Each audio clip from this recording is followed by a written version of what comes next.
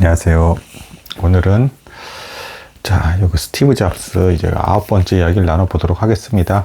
그 애플 2 그리고 그 첫 딸의 이름을 이제 따서 지은 리사 그게 이제 성공을 하면서 애플이 이제 드디어 그 대기업의 어떤 수준에 이제 도달을 하게 되는 뭐 이제 이런 과정까지의 이야기를 나눴습니다. 또한 이제 스티브 잡스의 어떤 몇몇 특징이라든가 뭐 예술가 정신, 뭐 미니멀리즘 등등 이 사람의 특징에 대해서도 조금 더 지난번에 나눴습니다. 이후의 과정에 대해서 좀 나눠보겠습니다. 놀라운 것은 이 과정까지 스티브 잡스가 아직은 30살이 되지 않았다는 거 대단하죠. 자, 그렇지만 이제 이야기를 나눠보겠습니다. 이제 그 매킨토시라는 이제 이 제품이 이제 나오게 되는데 이 제품은 이제 그 애플 2나 이제 리사보다 좀 더 이제 그 저가를 추구를 하면서도 딱 필요한 기능만 있는 스마트한 컴퓨터 이제 이걸 이제 개발을 하려고 한 것입니다. 근데 결론적으로는 실패를 했다. 왜 그러냐면 제가 이제 전에도 말씀을 드렸지만 이때 당시에 IT 업계의 그 두 가지 큰 흐름이 이제 충돌을 일으키고 있었어요. 하드웨어와 소프트웨어는 일체형으로 가야 된다. 그러니까 이 하드웨어에 특화된 소프트웨어를 연결 지어서 한 제품으로 나와야 된다라는 게 스티브 잡스의 입장이었고, 나중에 이제 좀 후발주자였던 이 빌 게이츠는 아니다. 하드웨어와 소프트는 따로 움직여야 된다. 전혀 독립적인 것이다. 그래서 어떤 하드웨어에서든 구동을 할 수 있는 소프트웨어를 만들어야 되는 것이다. 라는 게 입장을 취했다라는 거.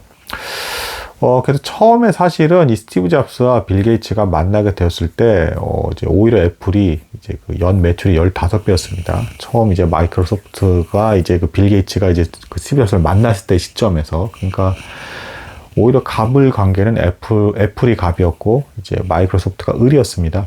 근데 이제 시간이 지나면서 이제 여기서 이제 그 스티브 잡스는 실수를 하는 부분이 있는데, 그 이제 매킨토시를 개발을 하면서 매킨토시 자체 그 소프트웨어 팀이 있었어요. 애플 안에서도. 근데 이들보다 이제 마이크로소프트 쪽에 있는 소프트웨어 진들이 더 유능한 것 같다라고 이제 스티브 잡스가 판단을 했고, 또한 이제 그 빌 게이츠가 이제 더 일을 진행을 잘하는 것 같다라는 느낌을 받은 겁니다. 소프트웨어에 있어서는. 그래서 이 사람에게 신뢰를 많이 했고, 그래서 업무를 넘겨주게 되었는데, 이제 점점 이 시간이 지나면서 계약도 좀 잘못했다는 게 드러나게 되고, 칼자루를 빌 게이츠가 쥐기 시작을 했다.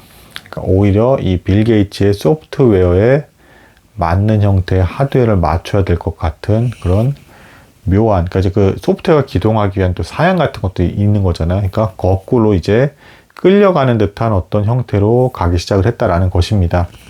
그리고 또 이제 시장의 흐름 자체도 이런 게 있었는데요. 일단은 그 이 매니아들, 그러니까 컴퓨터 매니아들 이때 당시에 이 매니아들이 바랬던 거는 뭐 부품도 자신들이 원하는 대로 이렇게 뭐 메모리칩 같은 거 갈아 끼우기도 하고, 그리고 이 하드웨어에다가 다양한 프로그램들 넣어보면 이게 돌아가나 안 돌아가나 이런 것도 확인해 보고 싶고, 이런 어떤 매니아들이 일단 기본적으로 있었습니다. 더 자유롭게 호환성이 있게끔 폭넓게 컴퓨터가 사용될 수 있기를 바랬던 거예요. 이때 당시만 해도 아무래도 이 매니아를 중심으로 해서 이제 어떤 그 사용 후기도 나오고 평들도 나오기 때문에 이게 중요했던 시기였습니다. 근데 스티브 잡스가 그런 것들, 그 자유분방한 컴퓨터 사용을 원하는 사람들이 많다는 걸 알면서도 시장을 독점하기 위해서 자신들이 표준으로서 되기 위해서는 우리 애플의 그 컴퓨터에 맞는 거기서만 기동되는 프로그램, 그래서 우리 것만 써야 되는 이 형태를 고집을 했고, 또 그 케이스도 굉장히 아름답게 만들어서 이렇게 뜯어서 이제 그 메모리칩을 바꾸기가 너무 어렵게 그 기판을 폐쇄적으로 또 이렇게 만들었습니다. 아예 그걸 사야 되는. 그래서 호환성이 오히려 안 되게끔 만들어 버린 다음에 무조건 우리 것만 쓰세요라는 입장을 이제 스티브 잡스가 취한 것이죠. 그러니까 자신의 어떤 독선적인 성향이 담긴 제품이 이제 매킨토시가 되겠습니다. 그래서 결론적으로 호환성이 떨어지기 때문에 이제 그 시장에서 실패를 하게 되는 뭐 이제 이런 일을 겪습니다. 그 도중에 또 이 컴퓨터를 업그레이드, 메모리를 업그레이드를 해야 되는데 소프트웨어 이제 사양 올라가니까 이게 안 되기 때문에 이제 더 이제 그 박한 평가를 받게 되는 이제 뭐 이제 그런 입장에 놓이게 됩니다.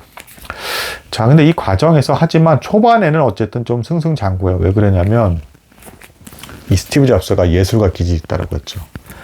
아주 유명한 큰 한 획을 긋는 이제 그 광고를 성공을 하게 됩니다. 여러분 그 리들리 스콧 감독이라고 이름 들어보셨을 거예요. 리들리 스콧, 그 에일리언 그 영화 만든 사람. 그 사람 이제 블레이드 러너도 만들었는데 그 유명한 리들리 스콧까지 영입을 해서 이제 어떤 광고를 만들었냐.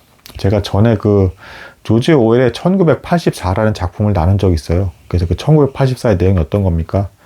독재 사회죠. 이제 모든 사람들을 통제하는 빅 브라더라는 이제 거대 조직이 있고, 그래서 이 사람들에서 4세뇌가 된 사람들, 그래서 아무 생각 없이 그대로 살아가는 사람들, 그거를 그대로 이 광고에서 묘사를 합니다. 이렇게. 그러면서 그 빅 브라더가 아니라 대신 다른 컴퓨터 업체들이 이 컴퓨터를 통해서 여러분의 사고를 이제 그 고정화시키고 정형화시켜서 세뇌시키려고 한다. 하지만 이제 거기서 이제 어떤 여전사가 나옵니다. 여전사가 나오면서 이게 화면을 향해서 망치를 확 던져요. 망치가 돌아가서 화면을 팡 깨면서, 하지만 우리 애플의 제품은 이제 자율성을 보장하며 여러분의 어떤 창의력과 참신성을 컴퓨터를 통해서 오히려 더 극대화시킬 수 있게끔 그런 제품을 우리는 만듭니다라고 하면서 이 광고를 만들어냅니다. 그래서 우주의 흔적을 남기자, 아주 멋진 표를 탁 내면서 애플은 그러한 가치를 추구한다. 뭐 이제 이런 광고를 한 겁니다. 이 광고에서 이제 우여곡절이 좀 있는데요. 다른 CEO 경영진들, 그 주식을 보유한, 그리고 제가 얘기했지만 애플 회사의 계약 조건상 스티브 잡스가 쫓겨날 수도 있다라고 했죠. 아무리 창업주라고 하더라도. 다른 경영주들이, 이거 이사회죠. 그 경영주들과 회장, 사장들이 너무 광고가 자극적이고, 그리고 다른 회사를 이렇게 네거티브한 게 네거티브 이제 기법이라고 하죠. 이렇게 공격하는 형태로 광고하면 안 된다. 이거 안 된다 하면서 보내면 안 된다라고 했는데, 스티브 잡스가 기어이 고집을 부립니다. 아니다. 이게 성공할 것이다. 라고 했고, 밀어붙이기를 했고, 이게 마침내는 미식축구. 뭐, 미국에서는 미식축구가 최고의 스포츠 운동이죠. 거기에 이 영상이 나왔는데, 대히트를 칩니다. 그러면서 사람들이, 올해의 광고상도 그걸 타게 되고요.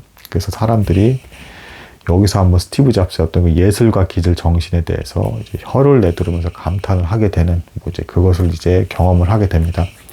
하지만 어찌됐건 매킨토시는 1년 동안만 반짝 잘 팔리게 됐고요. 그 광고의 힘을 빌어서. 하지만 오히려 역으로 제품 자체는 자율성이나 창의력을 보장한 게 아니라 폐쇄적이었다. 그래서 실패했다.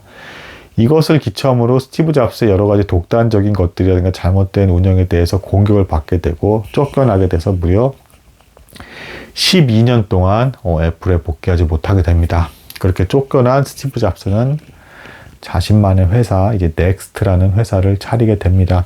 그리고 여기서 놀라운 행보를 보이게 되는데, 여러분들이 뭐 이건 잘 모르는데 사람들이 픽사라고 아시죠? 픽사. 그 회사, 그러니까 월트 디즈니사에서 만든 막 그래픽 어떤 그 뭐 토이스토리 뭐 이런 거 있잖아요.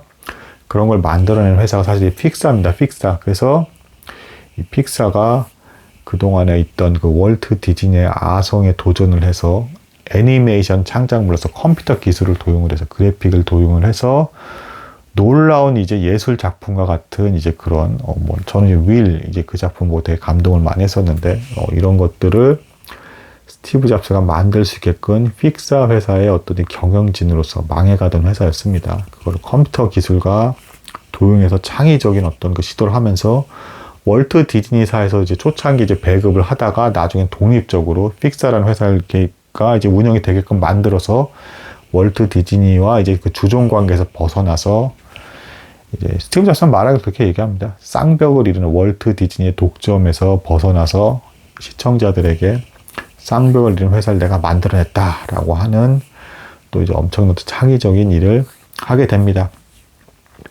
근데 어쨌든 이게 나중에 무리가 돼서 그 픽사랑 이제 애플을 나중에 경업을 해서 이제 CEO를 하게 되는데, 이게 이제 나중에 너무 혹사를 하게 돼서 스티브 잡스가 암에 걸리는 어떤 이제 그런 원인이 되기도 합니다. 일단 오늘은 뭐 여기까지 하도록 하겠습니다. 감사합니다.